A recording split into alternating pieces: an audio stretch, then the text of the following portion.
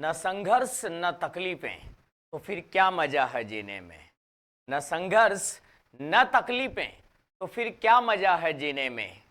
तूफान भी रुक जाएगा अगर लक्ष्य रहेगा सीने में। सुना है पसीने से लिखी शाही के कागज कभी कोरे नहीं होते।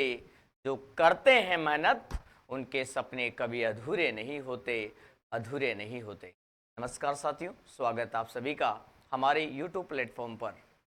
तो देखिए दोस्तों, आज हम बात करने वाले हैं राजस्थान के इतिहास को लेकर, और हम पूर्ववर्ती कक्षाओं में राजस्थान के जनरल इतिहास के इंट्रोडक्शन को लेकर, कर्नल जेम्स टोड को लेकर बात कर चुके हैं। और आज हम राजस्थान के इतिहास के प्रथम अध्याय को लेकर बात करेंगे साथियों। पहला अध्याय रहेगा हमारा राजस्थान की सिविलाइजेशन, राजस्थान की आर्कियोलॉजिकल साइट्स, राजस्थान के प्राचीन पुरातात्विक स्थल। देखिएगा साथियों, राजस्थान के पुरातात्विक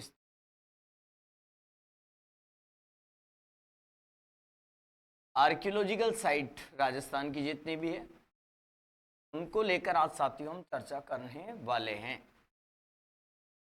राजस्थान के पुरातात्विक स्थल, ठीक है जी, राजस्थान के पुरातात्विक स्थलों को लेकर हम बात करने वाले हैं। राजस्थान की सभ्यताओं को लेकर हम बात करने वाले हैं। राजस्थान की प्राचीन सभ्यताएं,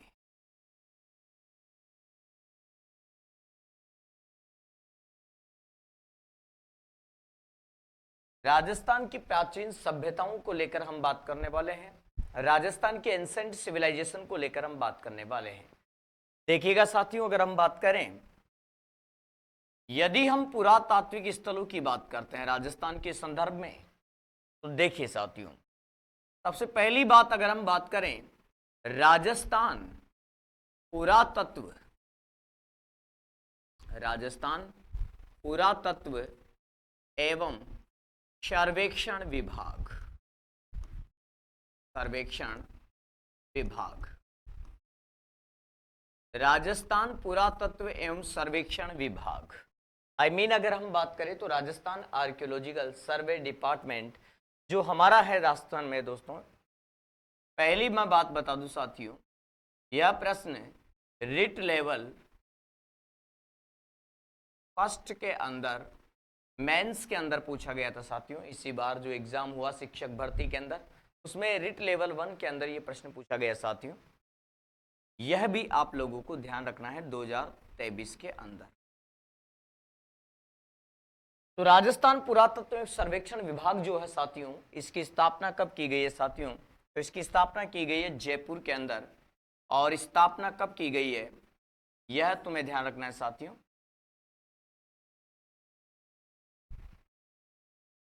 1950 में।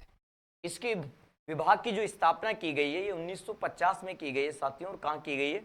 जयपुर में की गई है। यह अपने लिए महत्वपूर्ण होने वाला है कि ये रिट लेवल 1 जो शिक्षक भर्ती हुई साथियों, इसके अंदर ये प्रश्न पूछा गया था मेंस के अंदर।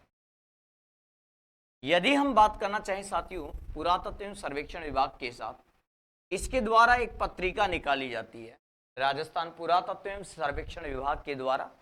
इस पत्रिका का नाम है क्या साथियों? The researcher. क्या नाम साथियों? The researcher. इसकी जो पत्रिका है जो ये जारी करता है साथियों, इसकी पत्रिका का नाम है द रिसर्चर। क्या है साथियों? The researcher. इसकी क्या है साथियों? इसके द्वारा प्रकाशित की जाने वाली, पब्लिश की जाने वाली क्या है साथियों? पत्रिका है। और स्थापना कब की गई है साथियों इसकी? 1950 के अंदर। किस स्थान पर की गई है? जयपुर हेडक्वार्टर पर की गई है। और यदि हम बात करना चाहें साथियों, राजस्थान में सर्वप्रथम पुरातत्व सर्वेक्षण कार्य करने का श्रेय हम किसे देते हैं, किस व्यक्ति को देते हैं साथियों? तो ये श्रेय दिया जाता है साथियों कार्लाइल को। तो दिया जाता है साथियों कार्लाइल को दिया जाता है। राजस्थान में सर्वप्रथम, राजस्थान में सर्वप्रथम पुरातात्विक सर्वेक्षण पुरातात्विक सर्वेक्षण कार्य करने का श्रेय, कार्य करने का श्रेय किसको दिया जाता है साथियों? श्रेय कालाइल को दिया जाता है। किसे दिया जाता है साथियों? तो आप कहेंगे कालाइल को दिया जाता है। किसको दिया जाता है साथियों? तो आप कहेंगे कालाइल को दिया जाता है। तो अगर हम बात करना चाहें राजस्थान पुरातत्व एवं सर्वेक्षण विभाग की, तो ये कहाँ है साथियों? ये जयपुर में है। और इसकी स्थापना की अगर हम बात करें तो 1950 में इसकी स्थापना की गई है। और इसके द्वारा पब्लिश की जाने वाली साथियों जो पत्रिका है, इस पत्रिका को लेकर बात करें तो ये पत्रिका है साथियों द रिसर्चर। क्या नाम है दोस्तों? The researcher. राजस्थान में पहली बार सर्वप्रथम पुरातत्व सर्वेक्षण कार्य करने का जो श्रेय दिया गया है साथियों, ये किसे दिया गया है साथियों? कालाइल को दिया गया है। किसको दिया गया है भाई? तो ये श्रेय दिया गया है साथियों कालाइल को। अब देखिए साथियों, अगर हम इसी कॉन्सेप्ट को आगे बढ़ाना चाहें तो ध्यान दीजिएगा। देखिए, जो भी सिविलाइजेशन है साथियों, जो भी सभ्यता होती है, उस सभ्यता का, उस साइट का जो उत्खनन किया जाता है वो दो प्रकार से उत्खनन किया जाता है। सभ्यताओं का उत्खनन कितने प्रकार से होता है साथियों? दो प्रकार से होता है। देखिएगा,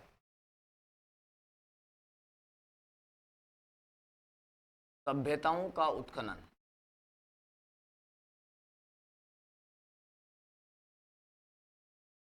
सभ्यताओं का क्या करेंगे साथियों? हम उत्खनन करते हैं। देखिएगा,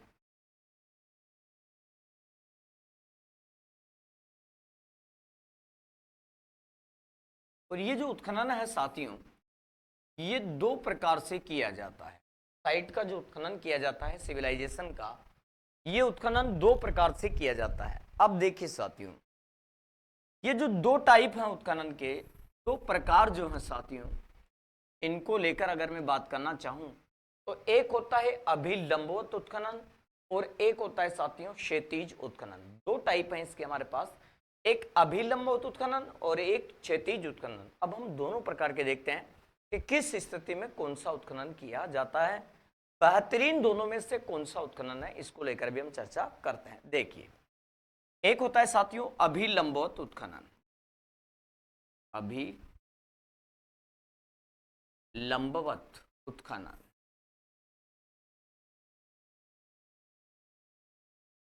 अभिलंबवत उत्खनन। एक होता है साथियों क्षैतिज उत्खनन, क्षैतिज उत्खनन। अभिलंबवत उत्खनन और एक क्या है साथियों? क्षैतिज उत्खनन। ध्यान देना भैया, थोड़ा सा हम इसके बारे में आपको बता देना चाहेंगे और एग्जाम्पल के आधार पर। पहले इधर एग्जाम्पल देख लीजिएगा आप, छोटा सा एक। मान लीजिए साथियों दो सिविलाइजेशन है। उदाहरण के तौर पर हम इसे समझना जब चाहें साथियों तो ध्यान दीजिएगा। एक सभ्यता है ए सभ्यता, ठीक है साथियों, और एक सभ्यता है साथियों बी।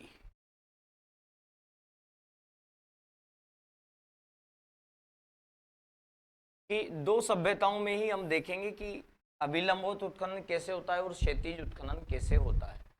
दो सिविलाइजेशन ले ली मैंने उदाहरण के तौर पर, एग्जाम्पल के तौर पर, एक सभ्यता एक और एक सभ्यता बी।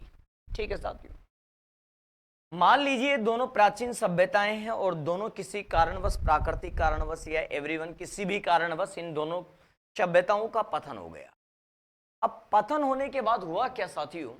जो प्रारंभिक सिविलाइजेशन रही है, जो प्रथम सभ्यता रही है, यहां पर वर्तमान के अंदर भी कोई सभ्यता मौजूद है।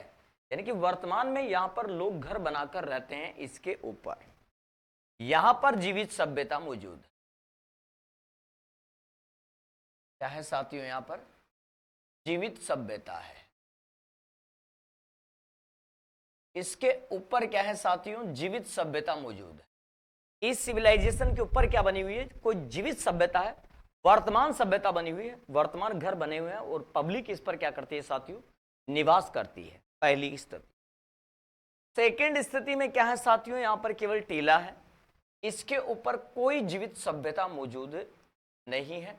ये खाली का खाली है, खेत है या फिर यहाँ पर जंगल है, खाली है, मैदान पड़ा हुआ है ये।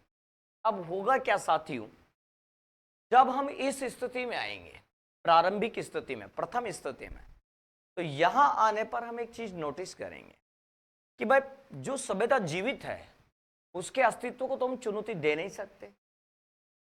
इस कारण हम क्या करेंगे कि जिस शहर के नीचे सभ्यता दबी हुई है उस शहर में जहां जहां खाली स्पेस होगा, घर जो होंगे, इन घर के अंदर जो स्पेस होगा, बीचों में जाने पर खाली जो स्थान मिलेगा हमारे को, मैदान मिलेंगे, उनका हम उत्खनन करेंगे और उत्खनन करके एक सीधा गड्ढा खोदेंगे और सीधा गड्ढा करके वहीं से साक्ष्य क्या कर लेंगे साथियों, जुटा लेंगे। तो जहां पर एक गड्ढा करके उत्खनन किया जाता है और वहां से साक्ष्य जुटाया जाता है, वहां होता है साथियों अभिलंबवत उत्खनन। क्या होता है साथियों, अभिलंबवत उत्खनन। देखिएगा क्या है ये, फर्स्ट कंडीशन से समझ। जब भूमि की गर्भ में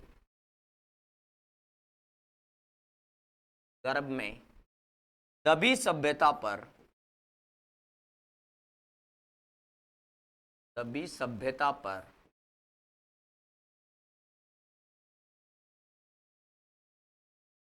आधुनिक जीवित सभ्यता मौजूद हो, आधुनिक जीवित सभ्यता मौजूद हो, तब कौन सा उत्खनन होता है साथियों, तब होता है अभिलंबवत उत्खनन। कब, जब कोई मर्त सभ्यता पर आधुनिक सभ्यता, जो जीवित सभ्यता है, वो विकसित हो। इस स्थिति में मैंने आपको कहा कि जहां खाली स्पेस मिलेगा शहर के अंदर, वहीं पर उत्खनन किया जाएगा। तो देखिएगा साथियों, अगर हम बात करना चाहें इसको लेकर, इस स्थिति में सीधा गड्ढा खोदकर क्या किया जाता है साथियों, सीधा गड्ढा खोदकर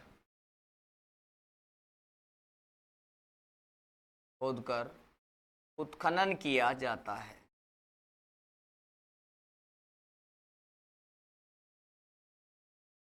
ठीक है साथियों। वर्तमान समय में सिंधु घाटी सभ्यता है जो हमारी, उसके उत्खनन के अंदर ये सबसे बड़ी कमी बनी हुई है साथियों, क्योंकि यहां पर इंडस वैली का जो ज्यादातर हम उत्खनन कर पा रहे हैं वो अभिलंबवत उत्खनन कर पा रहे हैं। तो ये इसकी सीमा हो गई, उसकी कमी हो गई एक। ठीक है साथियों। क्षैतिज उत्खनन देखो साथियों, अब यहां पर इस स्थिति में क्या है, कोई सभ्यता मौजूद नहीं है ऊपर, भूमि के गर्भ में दबी हुई सभ्यता, उसके ऊपर कोई जीवित सभ्यता नहीं है। हम क्या करेंगे, इस पूरी साइट का क्या कर लेंगे साथियों, उत्खनन कर लेंगे। पूरे के पूरे स्थल को हम खोद कर बाहर निकालेंगे और साक्ष्य जुटाएंगे। तो ऐसी स्थिति में होता है साथियों क्षैतिज उत्खनन। क्या होता है भैया, क्षैतिज उत्खनन। जब मृत सभ्यता के ऊपर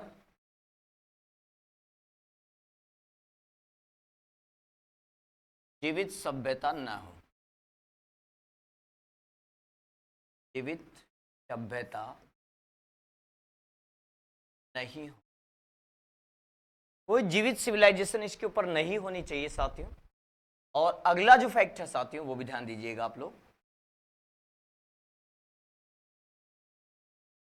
ना तो इसके ऊपर कोई जीवित सभ्यता है साथियों इस समय, तो हम क्या करेंगे, पूर्ण उत्खनन करते हैं इसमें। क्या करते हैं भाई, पूर्ण उत्खनन करते हैं।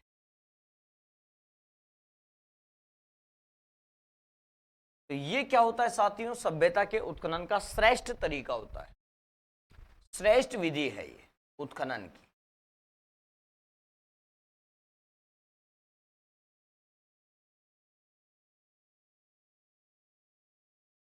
लीजिए सर, यह उत्खनन की श्रेष्ठ टेक्निक है, श्रेष्ठ विधि है साथियों। बताइए यहां तक कोई समस्या है तो नहीं है। अब देखो साथियों, जब भी हम किसी साइट का क्या करते हैं साथियों, उत्खनन करते हैं, तो इस दौरान हमारे को यहाँ से कितने प्रकार के साक्ष्य मिलते हैं। तो साइट के उत्खनन के दौरान साथियों हमारे को 4 प्रकार के साक्ष्य मिलते हैं। 4 प्रकार के हम उत्खनन के दौरान साक्ष्य जुटा पाते हैं, उनको लेकर हम बात करते हैं, ध्यान दीजिएगा।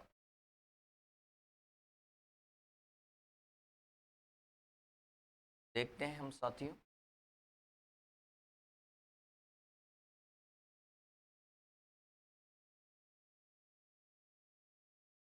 उत्खनन के दौरान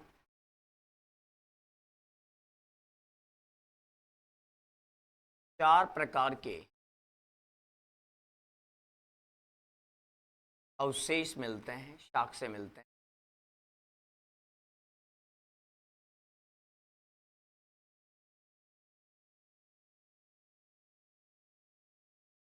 ठीक है साथियों, 4 प्रकार के अवशेष मिलते हैं हमारे को जब किसी साइट का हम क्या करते हैं साथियों, उत्खनन करते हैं।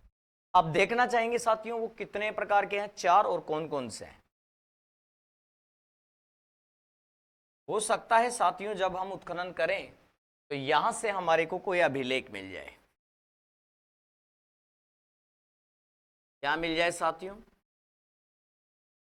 अभिलेख मिल जाए। हो सकता है यहां से हमारे को कोई मुद्रा मिल जाए, किसी भी प्रकार की कोई मुद्रा हमारे को मिल सकती है। हो सकता है उस स्थान से हमारे को कोई कलाकृति मिल जाए, कोई चित्रांकन मिल जाए,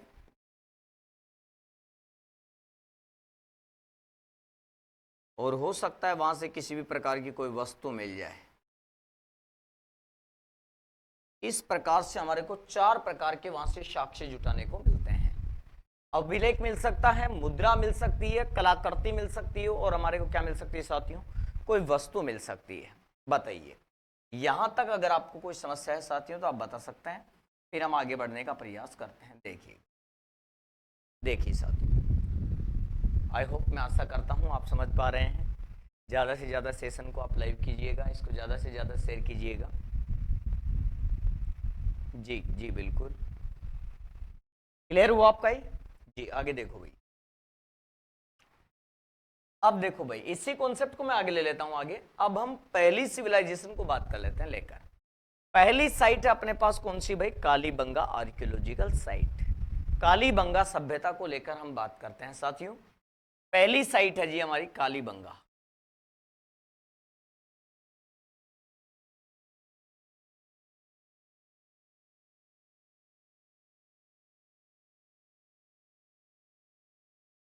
कालीबंगा सभ्यता, Kalibanga archaeological site, Kalibanga civilisation, इसको लेकर हम चर्चा करते हैं साथियों, ध्यान दीजिएगा। कालीबंगा जो साइट है साथियों, इसमें जो कालीबंगा है ये 2 शब्दों से मिलकर बना है, एक काली और एक बंगा। काली का अर्थ होता है काले रंग की, और बंगा का अर्थ होता है चूड़ियां। तो इस शब्द का शाब्दिक अर्थ हो जाएगा साथियों काले रंग की चूड़ियां। इसका जो मीनिंग होगा साथियों इस वर्ड का, इसका जो अर्थ होगा वो अर्थ क्या होगा साथियों, अर्थ होगा काले रंग की चूड़ियां। क्या होगा साथियों, काले रंग की चूड़ियां। इस शब्द का अर्थ होता है साथियों काले रंग की चूड़ियां। इसके बाद अगर हम बात करते हैं इसके उपनाम को लेकर, इसे किस किस नाम से जाना जाता है, तो देखिए साथियों इसका उपनाम,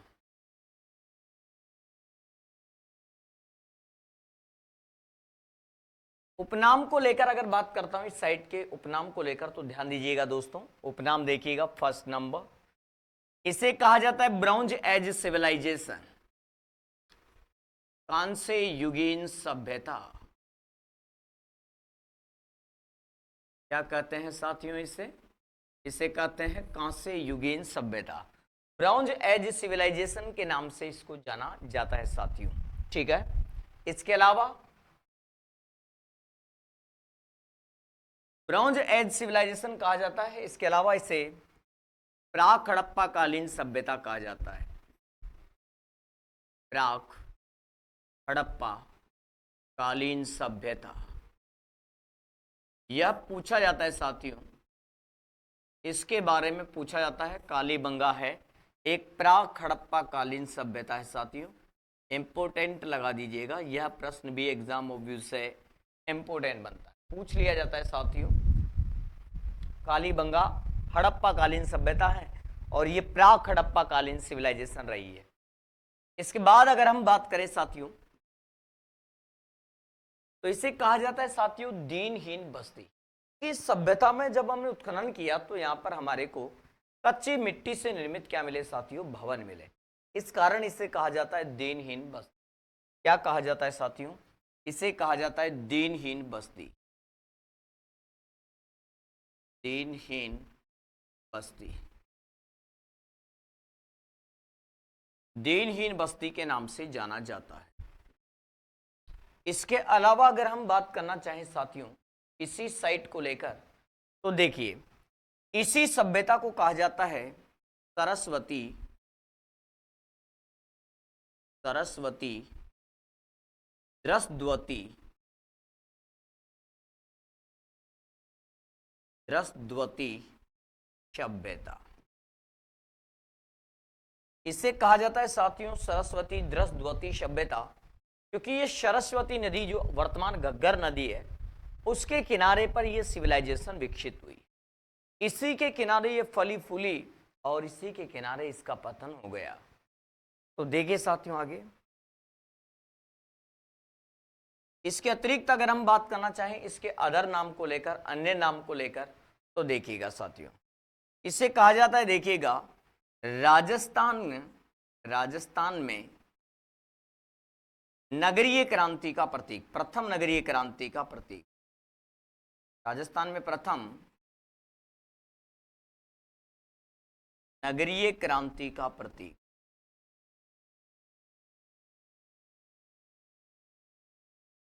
राजस्थान की पहली नगरीय क्रांति, पहली नगरीय क्रांति का सिंबल मानी जाती है कालीबंगा आर्कियोलॉजिकल साइट।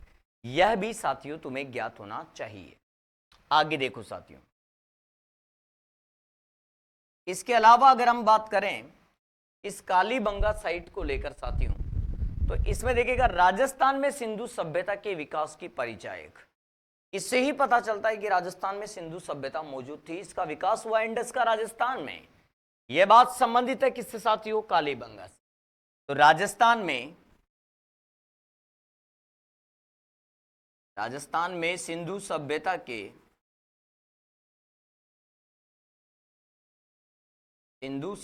के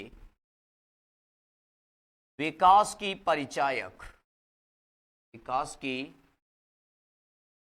परिचायक,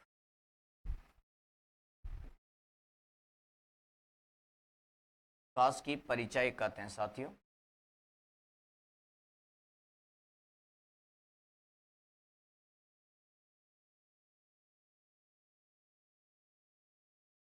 विकास की परिचायक।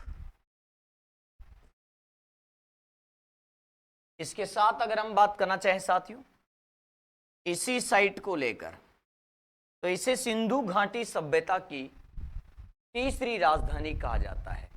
क्या कहा जाता है साथियों, सिंधी घाटी, आपकी जो इंडस वैली सिविलाइजेशन थी, सिंधु घाटी सभ्यता, उसकी क्या कहा जाता है साथियों, इसे तीसरी राजधानी कहा जाता है।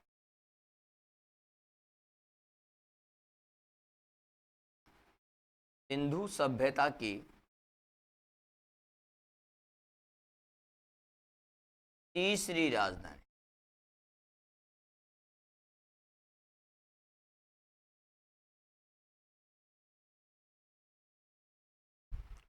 अगर हम इस साइट को लेकर बात करते हैं कालीबंगा साइट को लेकर, तो अर्थ होता है साथियों इसका काले रंग की चूड़ियां। इसे कहा जाता है कांस्य युगीन सभ्यता, इसे कहा जाता है प्राक हड़प्पा कालीन सभ्यता, इसे कहा जाता है दीनहीन बस्ती, इसे कहा जाता है सरस्वती द्रसद्वती सभ्यता। राजस्थान में प्रथम नगरीय क्रांति का प्रतीक, राजस्थान में सिंधु सभ्यता के विकास की परिचायक, और सिंधु सभ्यता की क्या कहा जाता है साथियों, इसे तीसरी राजधानी कहा जाता है। क्या कहा जाता है साथियों, तीसरी राजधानी कहा जाता है। आगे देखो भाई,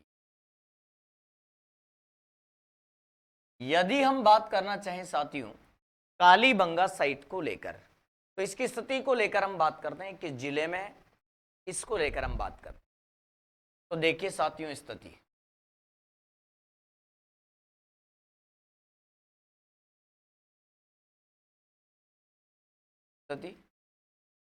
डिस्ट्रिक्ट अगर बात करना चाहे साथ, तो यह राजस्थान के हनुमानगढ़ जिले में है।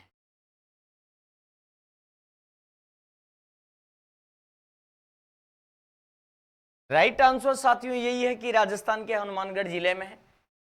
लेकिन हनुमानगढ़ से पूर्व यह सभ्यता श्री गंगानगर जिले में मौजूद थी, इसलिए कई बार हम देखते हैं साथियों कि ऑप्शन में हनुमानगढ़ नहीं होता, तो उस स्थिति में हम क्या कर लेते हैं साथियों, इसका आंसर श्री गंगानगर कर लेते हैं, क्योंकि 12 जुलाई 1994 से पहले यह सभ्यता श्री गंगानगर में थी, क्योंकि तत्कालीन समय में राजस्थान में इससे पूर्ववर्ती समय में कोई हनुमानगढ़ नाम से जिला अस्तित्व में नहीं था। क्योंकि हम जानते हैं कि ये जिला कब बना है साथियों, 12 जुलाई 1994 को बना है। पूर्व गंगानगर।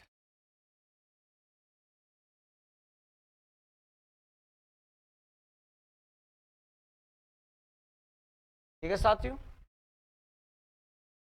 स्पष्ट अगर आपको दिखाई नहीं दे रहा है तो मैं कर देना चाहूंगा यहां पर।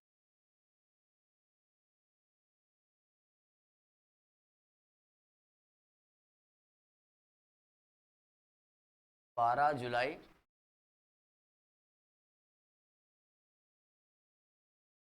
1994, अब दिख रहा है ना? ठीक है भाई। पूर्व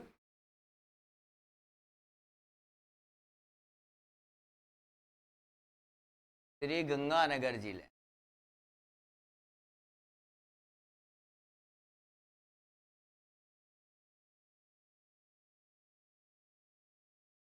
ठीक है दोस्तों, इसी कारण केसी श्रीवास्तव की जो किताब साथियों भारतीय इतिहास, प्राचीन भारतीय इतिहास, केसी श्रीवास्तव, उसके अंदर आज भी क्या लिखा जाता है साथियों, गंगानगर ही लिखा जाता है। केसी श्रीवास्तव की रचना है भारत का प्राचीन इतिहास।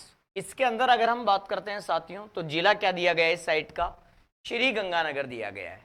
और वर्तमान में हम राजस्थान से बिलोंग करते हैं, इसलिए हम जानते हैं साथियों कि यह सभ्यता वर्तमान में हनुमानगढ़ में, इसलिए वर्तमान करेंगे आप हनुमानगढ़। ठीक है भैया। आगे बात करना चाहें साथियों हम रिवर, नदी। तो साथियों ये जो साइट अपनी कालीबंगा, यह घग्गर नदी के किनारे मौजूद है। इस नदी के किनारे है साथियों, ये घग्गर के किनारे है साथियों, जिसे हम सरस्वती नदी के नाम से भी जानते हैं। यही पूछा जाता है साथियों, घग्गर के किनारे हैं, सरस्वती के किनारे हैं। इस घग्गर सरस्वती को हम काफी नामों से जानते हैं। इसे हम नट नदी भी कहते हैं, इसे हम नाली नदी भी कहते हैं, इसे हम मृत नदी भी कहते हैं, इसे हम पाट नदी भी कहते हैं। ठीक है साथियों, नट नदी है, नाली नदी है, मृत नदी है, पाट नदी है, इन नामों से इसे जानते हैं। और यहां तक कि अगर हम बात करें साथियों ऋग्वेदिक काल में, तो इसी नदी को, सरस्वती को, ऋग्वेदिक काल में सबसे पवित्र माना गया है। और ऋग्वेद का जो नदी सूक्त है साथियों 10वें मंडल के अंदर, उसके अंदर इसे नदी तमा, माते तमा, देवी तमा, बुद्धि को तीव्र करने वाली संगीत की देवी नदियों में अग्रगामी माना गया है। इसको साथियों, इसी घग्गर को, इसी सरस्वती नदी को। तो इस नदी के किनारे आपकी यह सभ्यता क्या है साथियों, मौजूद है। और साथियों अगर मैं आपसे बात करना चाहूं, तो इस ऋग्वेदिक काल में इस क्षेत्र को, आपके कालीबंगा वाले क्षेत्र को बहुधन धान्य पद के नाम से जाना गया है। यह भी आपको ध्यान रखना है।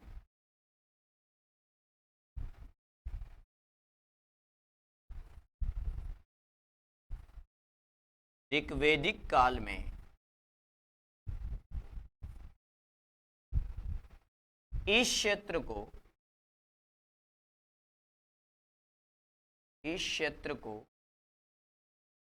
बहुधन धान्य पद कहा गया।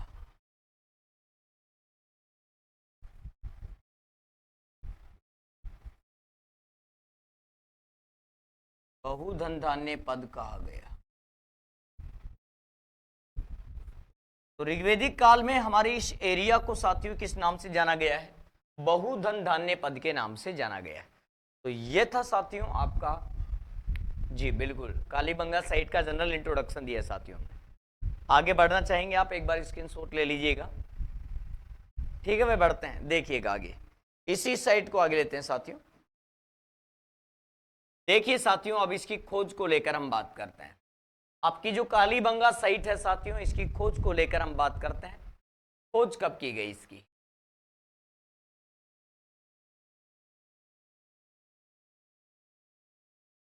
खोजकर्ता।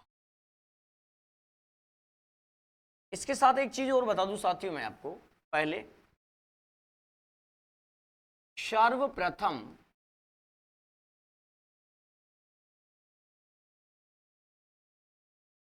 पुरातात्विक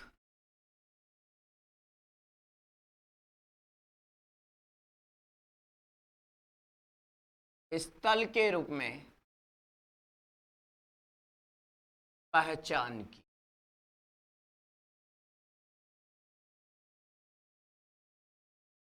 पहला प्रश्न यह बनता है कि कालीबंगा जो साइट है, इसकी सर्वप्रथम पुरातात्विक स्थल के रूप में पहचान किसने करी है? तो सर्वप्रथम पुरातात्विक स्थल के रूप में जो पहचान करी है साथियों, वो करी है एलपी टेसीटोरी ने। उदीने इटली के निवासी एलपी टेसीटोरी ने करी है साथियों। एलपी टेसीटोरी ने। और साथियों ये रहने वाले हैं उदीने इटली के।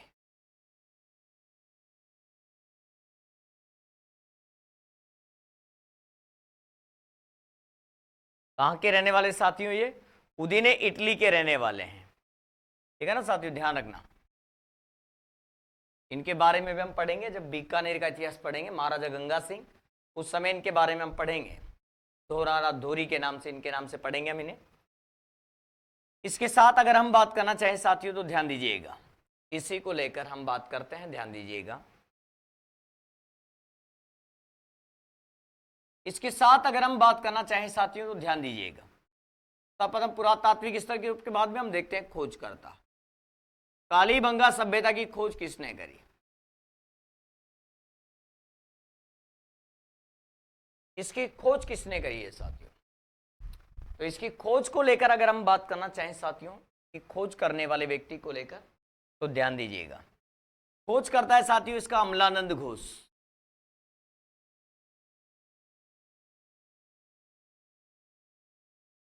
अमलानंद घोष।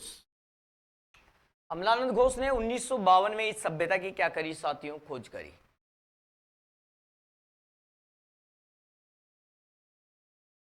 1952 में। और भारतीय स्वतंत्रता के बाद यह राजस्थान में खोजा गया पहला पुरातात्विक स्थल है साथियों। किसकी आजादी के बाद? भारत की आजादी के बाद।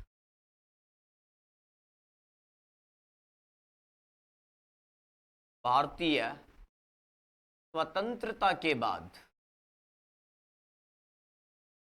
स्वतंत्रता के बाद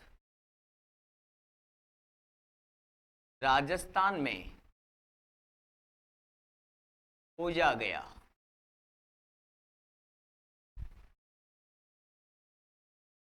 प्रथम पुरातात्विक स्थल।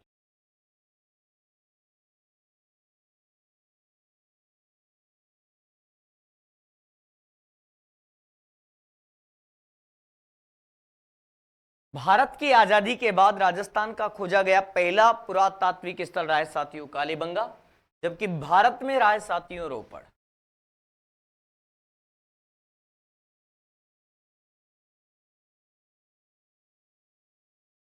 भारतीय स्वतंत्रता के बाद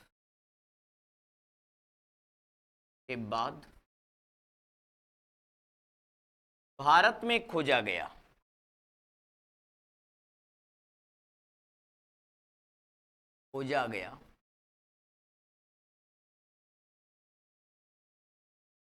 प्रथम पुरातात्विक स्थल।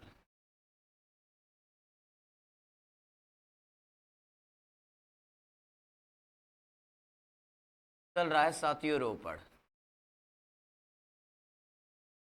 की खोज की गई है 1950। 1947 में देश आजाद हुआ, 1950 में रोपड़ की खोज की गई। तो भारत की आजादी के बाद, भारतीय स्वतंत्रता के बाद भारत में खोजा गया पहला साइट था साथियों रोपड़, और राजस्थान में खोजा गया पहला साइट, पहली सभ्यता थी साथियों कालीबंगा। सन 1952 के अंदर इसकी खोज की गई, किसके द्वारा? अमलानंद घोष के द्वारा। आगे देखो साथियों, इस साइट के उत्खनन करता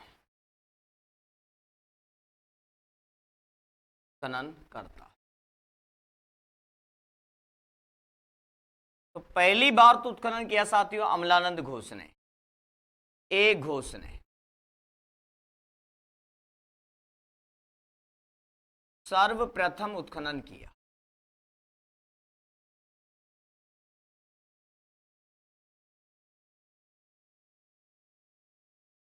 पहली बार इस साइट का जो उत्खनन किया गया साथियों, वो एक घोष, अमलानंद घोष के द्वारा किया गया साथियों।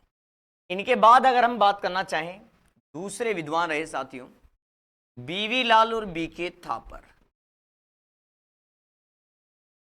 बीवी लाल और बीके थापर।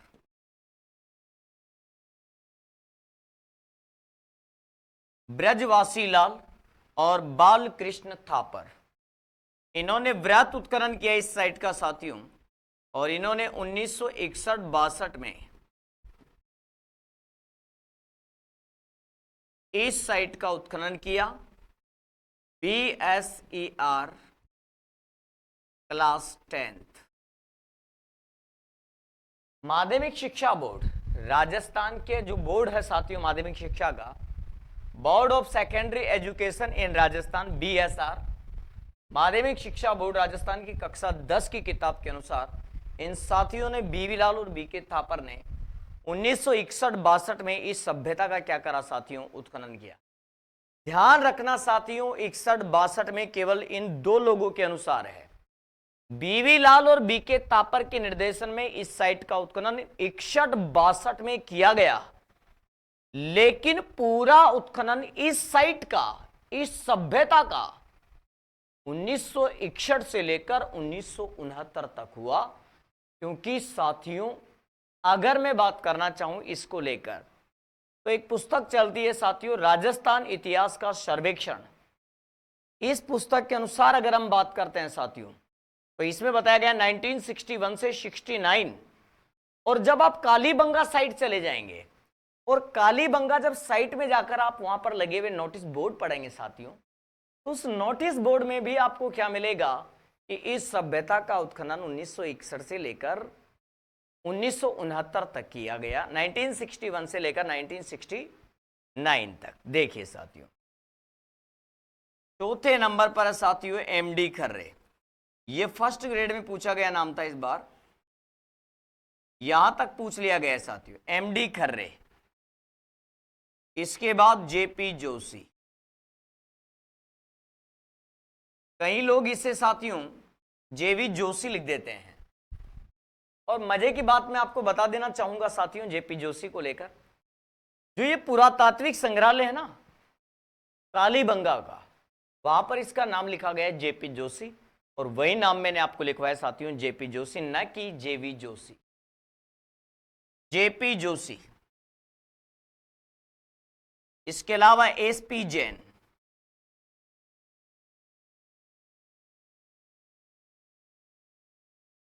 इसके अलावा डॉक्टर श्रीवास्तव।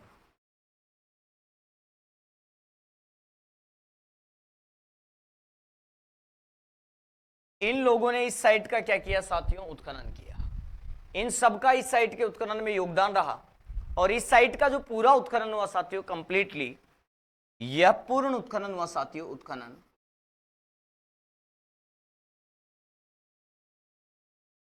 ये उत्खनन हुआ साथियों 1961 से लेकर 1969 तक, 1961 से लेकर 69 तक इस साइट का उत्खनन किया गया। यह भी तुम्हें ध्यान रखना है साथियों, यह अलग फैक्टर और यह अलग फैक्टर ध्यान रखिए।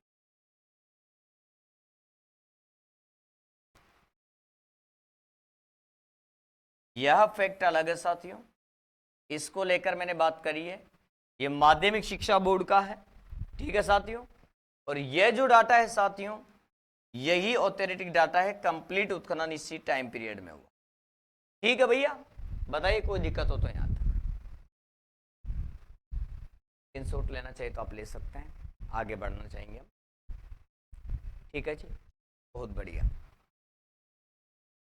अब देखो भैया, यहां पर एक चीज और कर देता हूं मैं साथ का साथ में, इधर साइड में स्पेस बचा हुआ तो कालीबंगा जो म्यूजियम है साथियों, जो संग्रहालय बनाया गया है, इसको लेकर भी ध्यान दीजिएगा। इंपॉर्टेंट फैक्ट है साथियों, कालीबंगा संग्रहालय को लेकर, कालीबंगा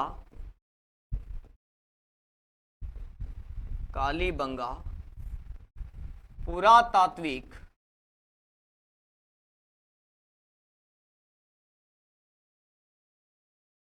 संग्रहालय की स्थापना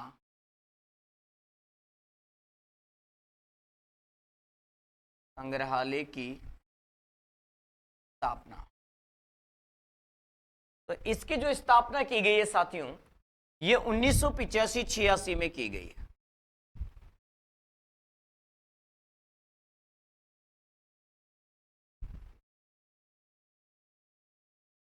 लेकिन कई स्थानों पर अपने को क्या मिलता है साथियों, 1983 भी मिलता है। प्रथम प्राथमिकता आप पहले को देंगे, और पहला वाला नहीं है तो फिर आप सेकंड वाला कर सकते हैं साथियों। बाकी प्रथम प्राथमिकता आप किसको देंगे, इसी को देंगे। सेकंड प्राथमिकता आप इसको देंगे। लो जी, ओके साथियों, आगे बढ़े हम। देखिए आगे अगर हम बात करना चाहें साथियों साइट को लेकर, इसी साइट को लेकर, इस सभ्यता को लेकर, तो ध्यान दीजिएगा। कालीबंगा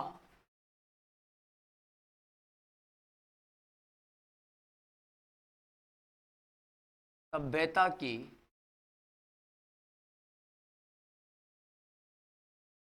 विशेषताएं,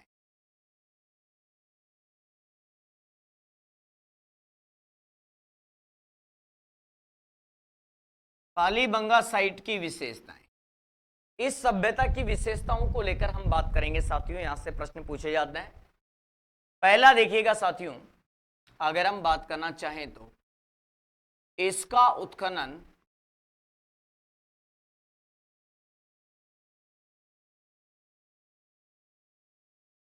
पांच स्तर तक किया गया।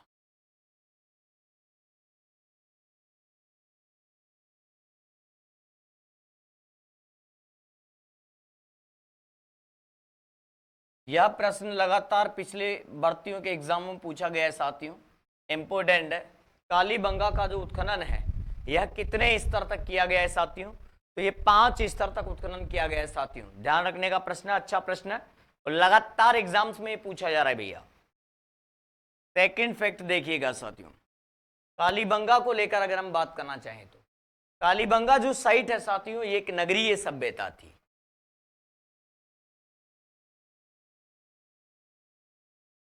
ये नगरीय सभ्यता थी।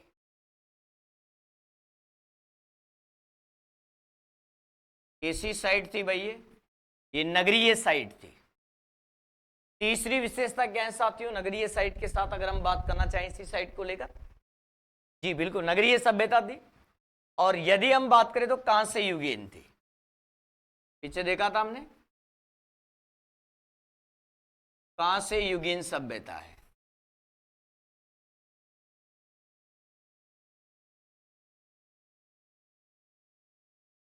चौथी विशेषता क्या है साथियों, कांस्य युगीन है, नगरीय सभ्यता है, 5 स्तर तक उत्खनन किया गया है। और यदि हम बात करना चाहें तो यह आद्य ऐतिहासिक काल की सभ्यता है साथियों। यहां से जो लिखे हुए साक्ष्य मिले उन्हें हम पढ़ नहीं सके, इसलिए क्या है साथियों, आद्य ऐतिहासिक काल की सभ्यता है।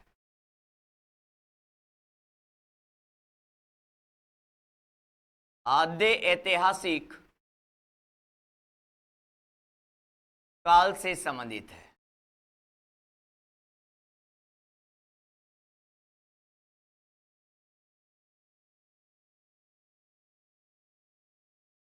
ऐसा काल जिसका हमारे पास लिखित साक्ष्य हैं लेकिन हम उसे पढ़ नहीं पाए, उसे कहा जाता है साथियों आधे ऐतिहासिक काल। लिखा हुआ हम पढ़ नहीं पाए। यहां का लोगों को लिपि का ज्ञान था, यानी कि लोगों को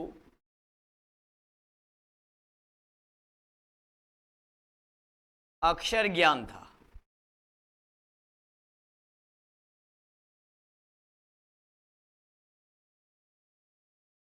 लिपि के साक्ष्य मिले हैं।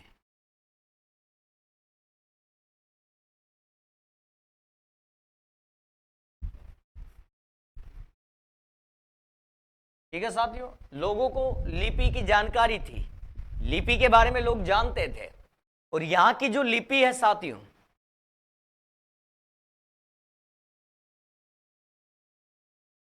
यहां की लिपि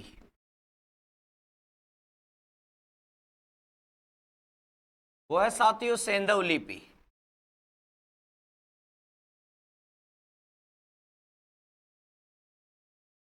वो है साथियों बुस्टोफैदम लिपि। इसी का नाम क्या है साथियों? बुस्टोफैदम लिपि। इसी का नाम है साथियों भाव चित्रात्मक लिपि।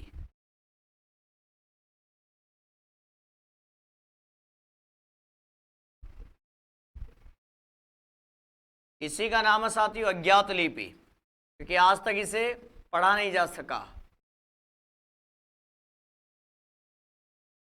एक ही चीज है साथियों, सेंधव लिपि, बुस्टोफैदम लिपि, भाव चित्रात्मक लिपि, और इसी को कहते हैं अज्ञात लिपि। क्योंकि आज तक हम इस लिपि के बारे में क्या नहीं कर पाए साथियों, देख तो पाए इसके साक्ष्य, लेकिन उन साक्ष्यों को हम क्या नहीं कर पाए, पढ़ नहीं पाए। आज तक कभी तक पढ़ा नहीं हम इन साक्ष्यों को। अगला देखिएगा, 7वें नंबर पर अगर हम बात करना चाहें साथियों इसी साइट को लेकर, इसके प्रमाणों के आधार पर और क्या विशेषता रही है साइट की, देखिएगा साथियों। यहां पर लोग शांति प्रिय थे। लोग कैसे थे साथियों? शांति प्रिय थे।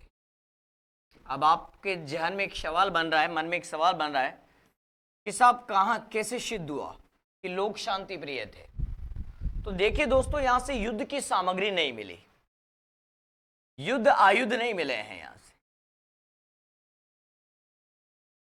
युद्ध सामग्री नहीं मिली।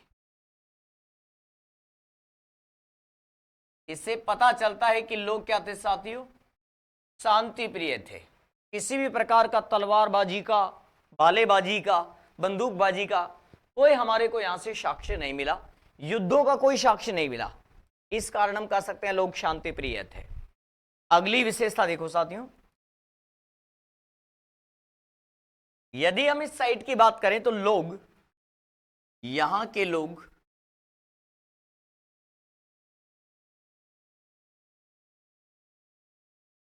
घोड़े से अपरिचित थे। घोड़े से क्या थे साथियों? अपरिचित थे। इन्हें घोड़े की जानकारी नहीं थी साथियों, ये नहीं जानते थे घोड़े के बारे में। अगला, यहां के लोग लोहे से अपरिचित थे।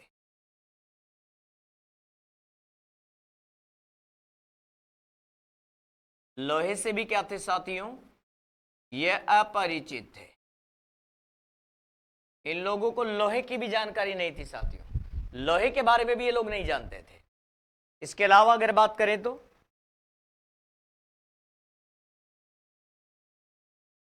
यहां पर मंदिरों के साक्ष्य नहीं मिले हैं साथियों, मंदिरों का साक्ष्य नहीं मिला। विशेषता है साथियों, ये मंदिरों का साक्ष्य नहीं मिला।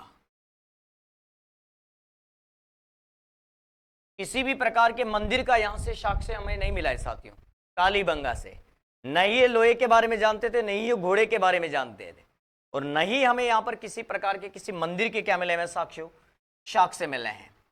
इसके अलावा लोग मीठे हेतु शहद का प्रयोग करते थे साथियों। मीठे के लिए किसको काम में लेते थे लोग? शहद को काम में लेते थे। यानी कि अगर मैं बात करना चाहूं साथियों, किसको काम में लेते थे मीठे हेतु? शहद को।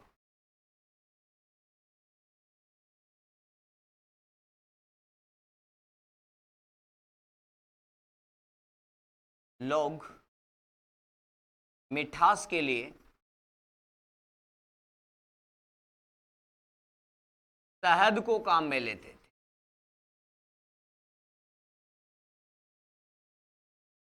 शहद को काम में लेते थे।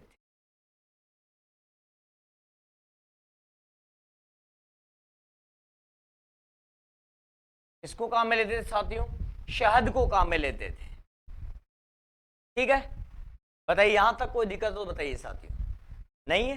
ठीक है, बाकी बात हम अगली क्लास में करेंगे बहुत जल्द।